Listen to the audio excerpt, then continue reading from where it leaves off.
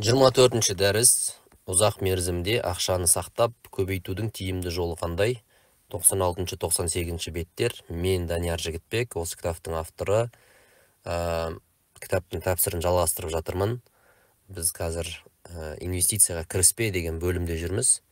Өте қиын бөлім, бірақ та қарапайым тілмен, қарапайым мысалдармен түсіндіруге тырысып жатырмын.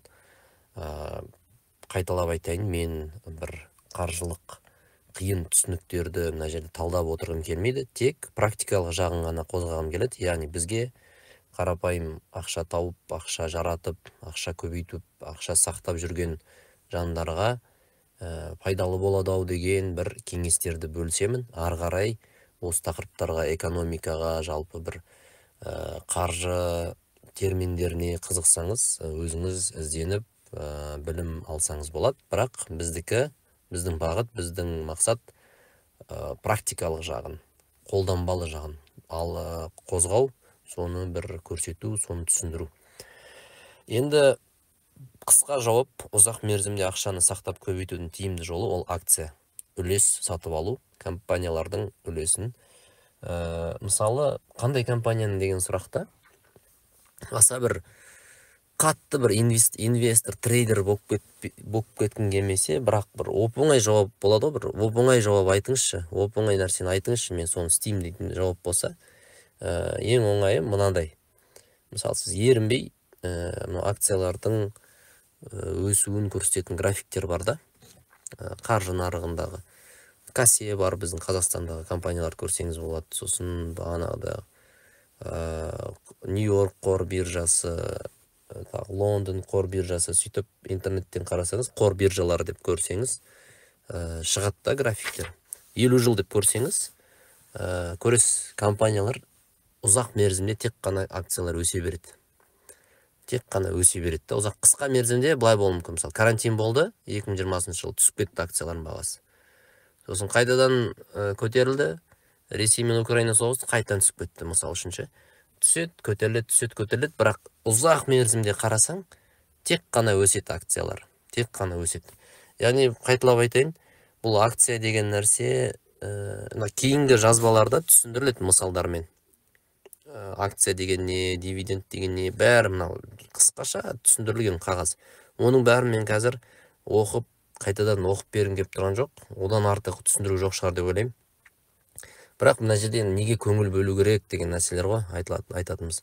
Жалпы акцияны алған кезде, қайталап айтам, алдыңғы жазбаларда айттым. Біздің ниетіміз бір ақша жасау емес бұл. Кейбіреулер бұны кәсіп қылып ала алады, жұмыс қылып ала алады, бірақ өте қиын жұмыста бұл. Бағанағыдай отырасың, трейдинг жасайсың, аласың, сатып аласың. Кәдімгідей базарда отырған сияқтысың ғой, негізі. Тек қана қор биржасы деген бағанағыдай электронды түрде ананыкін аласың, мынаныкін сатып аласың, кішкене басқаша жүреді, қимыл қозғалыстар. Бірақ принцип сол. Базардыға бір зат әкеп, соны сатқан сияқты да бұл жерде де. Бір затты біреуден аласың да, 10-ші бутиктен, 11-ші бутикке барып, ана зат қымбаттаған кезде сатып жібересің. Сол сияқты қор биржасы деген базар деп ойлау керек та. Аса қиындатпай. Лондон қор биржасы, Лондон базары. Базарда не сатылады? Акциялар сатылады, компанияның үлесі сатылады. Сен аласында бір компанияның үлесін сатып аласың, ол арзандайды, қымбаттайды, арзанға сатып алып, қымбатқа сатасың. Болды, сол ғана да. Яғни, аса бір басқа түсінікте ойламау керек та, бұны базар ғой кәдімгі. Аласың, сатасың. Бұл жердегі принцип, тек қана бұл жердегі фишкасы, базардан айырмашылығы, сен физикалық анау затты алып тасып жүрмейсің, тек қана үлесін сатып аласың, сатасың. Үлес деген не? Акция деген үлес деген сөз. Мысалы қараңыз, мен бір қиын түсініксіз жай айтып көрейін. Мен және менің Арман деген досым екеуміз қаржы қағидалары деген кітапты сатып алдық. Ол 4000 теңге деп тұр екен, автор скидкамен беріп жатыр екен. Сөйтіп, сол автордан қаржы қағидалары кітабын 4000 теңгеден сатып алдық. Арман екеуміз 2000 теңгеден тастадық. Біздің үлесіміз 50%, дұрыс па? 2000 теңге деген 4000-нің жартысы, 50%. Арман деген досым екеуміз сөйтіп, мұнау кітаптың акционерлеріміз. Біздің үлестеріміз 50-де 50. 50% оңқы, 50% менікі. Даниярдікі. Сөйтіп, қаржы қағидалары кітабын сатып алды, екеуі үлескер. Қаржы қағидалары кітабы ол бір өнім. Ол 44 мың теңге деп, 4 мың теңге деп тұр. Сөйтіп, ол бағана науқан бітті, скидкалар бітті. Сөйтіп, қаржы қағидалары кітабы 5 мың теңге болып кетті. Болды, тек қана бұны 5 мың теңгеден аласыңдар деп айтты кітап ал компаниясы. Сөйтіп, Арман мен Даниярдың қолында қаржы қағидалары тұр ғой, екеуіне ортақ кітап. Сөйтіп, екеуі алады, не істейді? Екеуі айтады, кімге керек дейді кітап. Сөйтіп, ана жерде Темірлан деген бір жігіт шығатты, айтады, маған керек дейді. Как раз іздеп жүредім, как раз туысқандарыма сыйлайын деп едім осы кітапты дейді. Сосын айтады, бағасы қанша? 5 мың теңге дейді. Сөйтіп, Арман мен Данияр екеуі 5 мың теңгеге сатса Темірланға, сонда екеуінің үлесі 50% қой. Яғни 5 мыңның 50% қанша? 2,5 мың теңге. Яғни Арман мен Данияр 50% акция екеуінде ғой, 50%.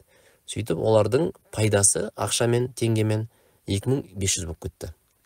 Сөйтіп, екеуі 500 теңге пайда көрді да. Акция деген осы. Акция деген, мысалы, екі акция бар бұл жерде. Даниярда 50% акция, Арманда 50% акция болды да. Сөйтіп, егерде олар 5 мың теңгеге сатса Темірланға, қаржы қағидалары кітабын қолындағы өзінің, онда екеуі акцияларын сатып жіберді ғой енді, былайша айтқанда. Акцияларының құны 2 мың теңге еді, қазір акцияларының құны 50% 2,5 мың теңге болып кетті да. Көрдіңіз ба? Сөйтіп, егерде екеуі айтса, жоқ, біз қазір жақсы жағдайды күтеміз, бір қаржы қағидалары бір күні дефицит болады, сол кезде оны қымбатқа сата аламыз деп ойлайды.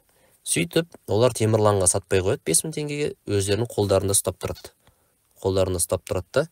Сөйтіп, күндердің бір күні бір қаржы қағидалары деген кітап бір 5 жылдан кейін ол қайта басылмайтын болып шығады. Сөйтіп, өте дефицит кітап болып кетеді. Да, сөйтіп, Арман мен Данияр айтады, біз мынау қаржы қағидалары кітабы бар бізде, соңғы автордың қолтаңбасымен біз мынау кітапты 10 мың теңгеден сатамыз дейді.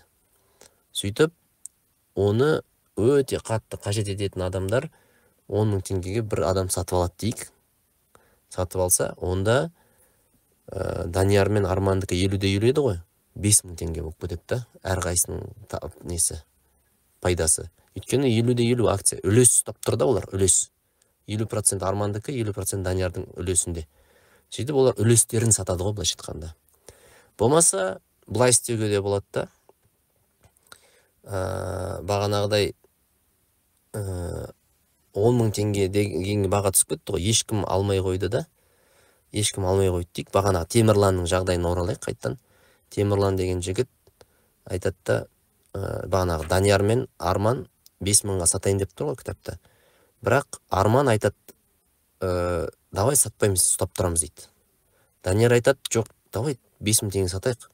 Темірлан деген кеп тұр ғой дейді да. Сөйтіп, Арман мен Данияр екеуі келіспейді да. Сөйтіп, Данияр айтады, давай, онда мен өзімнің үлесімді мына Темірланға бере салайын. 50%. Сөйтіп, мен өзім шығайын мына жерден.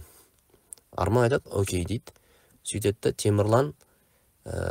Темірланға айтады, Данияр айтады да, Темірлан, саған 2,5 мың теңгеге мен өзімнің үлесімді сатайын. Сен мынау кітапқа иелік етші дейді. Осы кітаптың иесі болшы, жартылай иесі болшы дейді. Неге 2,5 мың? Өйткені 5 мыңның жартысы 2,5 мың ғой, 50%. Сөйтіп, Темірлан Даниярға 2,5 мың теңге береді. Данияр 2,5 мың теңгесін алады. Темірлан Арманмен қатар осы қаржы қағидалары кітабының иесі болады. Данияр 2 мың теңге салып еді ғой басында, 4 мың теңге кезінде қаржы қағидалары кітабы. Сөйтіп, Данияр 2 мың теңгемен кіріп, 2,5 мың теңгемен шығып тұр ғой. Яғни Данияр мынау қысқа уақыттың ішінде 500 теңге пайда тапты. Инвестиция, акцияға инвестиция, кетті Данияр. Сөйтіп, Темірлан әзірге 2,5 мың теңге шығынмен отыр ол. Өйткені сатып алды ғой. Бағанағыдай Темірлан, бағанағы 10 мың теңгенің жағдайы дейік, 5 жыл өтті. Уже Данияр жоқ жерде, Темірлан акционер да. Сөйтіп, Темірлан мен Арман екеуі акционер. келіседі, давай Ареке Темірлан айтады, 10 мың теңгеге сатып жіберейік мынау кітапты. Рауан деген жігіт сұрайды. Сөйтіп Рауан деген жігітке Арман екеуі, Темірлан екеуі мынау кітапты толық 100% акция толық сатып жібереді. Толық иегері Рауан болып қалады, 10 мың теңге төлеп. Ал анау Темірлан мен Арман екеуі 5 мың теңгеден бөліп алады. Өйткені 50% қой екеуінде. Енді есептейік. Темірлан деген жігіт қаржы қағидалары кітабын алу үшін 2,5 мың теңге төледі. 50%-ін ие болу үшін кітаптың 2,5 мың теңге төледі, дұрыс па? Қазір ол 5 мың теңгемен шықты. Сонда Темірлан осы уақыттың ішінде қанша? 2,5 мың теңге тапты. 2,5 мыңмен кірді, 5 мыңмен шықты. Рауанға сатып жіберді ғой. Арман ше? Арман ол 2 мың теңгеге алып еді ғой Даниярмен бірге, басында 4 мың теңге кезінде қаржы қағидалары. Ол қазір 5 мың теңге сатты. Ол Арман 3 мың теңге тапты таза пайда. Яғни осындай да инвестиция деген осылай жұмыс істейді. Үлесін сатып алу деген сөз да. Яғни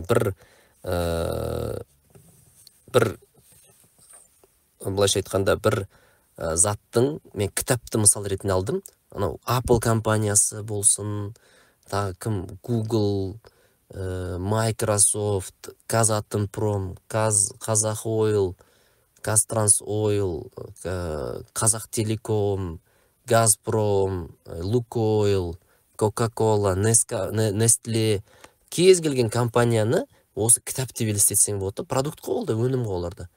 Просто сен акция сатып алу деген бағанадай бір үлесін сатып аласың да. Біз енді, мен үлкен мысал айттым, 50% деп. Сен бәлкім Microsoft-тың 0,01%-ын ғана сатып аласың да акция ретінде. Бәлкім ақшаң соған жететін шығар. Разница жоқ. Үлес қой ол, үлесті сатып алу. Сосын сен сол үлесіңді сатасың, аласың. Бұл халал жол. Бұны ислам ғалымдары айтқан, халал, үлесті сатып алу деген сөз. Ислами банкингте бұның басқаша бір терминдері бар, бірақ жалпы үлесті сатып алу деген нәрсе, үлеске ие болу ғой, былайша айтқанда. Енді мен, достар, мынау кітапта да мысал келтірілген. Бұл мысалда АБС компаниясы деген, бірақ мен сіздерге компанияны кітап деп түсіндіруге тырыстым, мынау тәпсірде. Бұл байқасаңыздар, әділеттілік бар бұл жерде, риск бар, әділеттілік бар, пайда да бар, экономикаға да пайда, халықта пайдасын көріп отыр. Мысалы, Данияр кетті деген сияқты. Бұл жерде бір әділеттілік бар. Рибада әділетсіздік бар. Неге? Депозитте, мысалы, әділетсіздік бар. Біз депозит, мына жақта айтылады, депозит деген нәрсе бір ол қысқа мерзімде пайда беруі мүмкін да. Қысқа мерзімде пайда. Бірақ депозиттің өзі инфляцияны қуып жете алмайды. Депозиттің өзі. Ал акция, айтып отырмын, үнемі өсіп отырады. Әсіресе андай табиғи ресурстарды өндіретін, табиғи ресурстарды соны шығаратын сондай компаниялар, мысалы, Казатомпромды мен жиі айтам, Газпром, Лукойл, қандай? Енді қазір Ресейде саясатқа байланысты оның бәрі бағасы түсіп кетті. Жалпы айтайын дегенім, уран өндіреді, мысалы, Казатомпром, ол уран, мұнай деген нәрсе, газ деген шектеулі нәрселер ғой. Шектеулі нәрсе ол үнемі сұраныста болады да, сол үшін оның бағасы да өсе береді үнемі. Сол сияқты солай әсіресе табиғи ресурстарды, алтынды өндіретін, тағы басқа шектеулі ресурстарды өндіретін, табиғи ресурстарды өндіретін компаниялардың акцияларын ұзақ мерзімде ұстауға болады да. Бірақ ұзақ мерзім ше, бағанадай 2 жыл емес, 3 жыл емес, 5 жыл, 6 жыл, 7 жылға дейін үміт етуге болады да. Бірақ қайталап айтам, менің ұстанымым, акция ол ақша сақтайтын нәрсе. Ақша сақтайтын нәрсе, ал көбейтетін нәрсе деп көбінесе қарамаймын оны. Ақшаны инфляциядан, жалпы басқа нәрселерден сақтайтын бір құрал ретінде көремін мен оны. Қысқа ғана 2-3 беттік жазба, соны бір қайттан оқып көріңіздер. Барынша қарапайым мысалдармен қорытып жеткізуге тырыстым. Сол достар, білімдеріңіз артсын, инвестициялық білімдеріңіз артсын, мықты инвестор болыңыздар, Құдай қаласа.